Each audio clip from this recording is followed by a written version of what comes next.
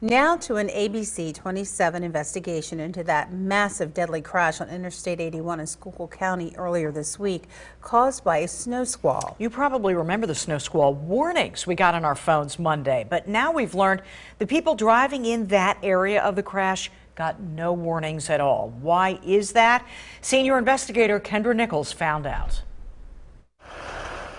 This 80-vehicle pileup on I-81 in Schuylkill County killed 6 people. It was caused by a snow squall on a day when the National Weather Service issued 15 snow squall warnings. But we've learned none of those warnings were issued in the area where this crash happened. Why? That part of 81 is in a gap of the radar. ABC 27 meteorologist Dan Tomaso walked us through the locations of the National Weather Service radars in our area. So we have a radar in State College, we have a radar toward Washington, D.C. and Philadelphia. Well, those beams of energy don't quite cover the entire area in between all the radars. So there's a gap.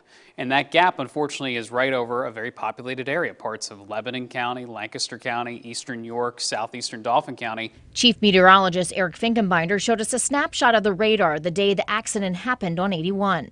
If you notice, we've got a snow band that's here. We can see that up towards Northumberland County. We begin to see that extending down towards Pottstown, but we got a little bit of a void there right across Schuylkill County. And right there, 81, and where the accident happened. There's been several instances throughout my time here at the station that, we've had things that were reported that were not detected on radar and perhaps at times did not get that warning too. Last year is a great example. There was a tornado near Myerstown. I was working that night.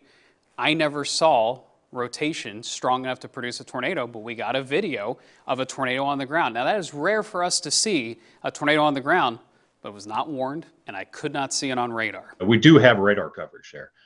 It's just, again, how high that beam is. Jonathan Gooseman is a warning coordination meteorologist for the National Weather Service in State College. He says the issue comes down to distance. The further you get from the radar, the higher the beam.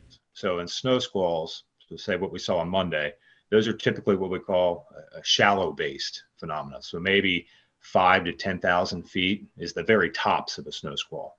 So again, as we get further out from that radar, it's essentially the weather phenomena we're looking at, that snow squall, was all underneath that. You don't see it at that point. Can the radar gap be fixed? I believe with a new radar in this area, we would have better warnings. In terms of putting the equipment up and deciding on that, that's out of our scope here. Those decisions are made at the federal level. Right now, there is no official plan in place to address this radar gap. With the ABC 27 investigators, I'm Kendra Nichols.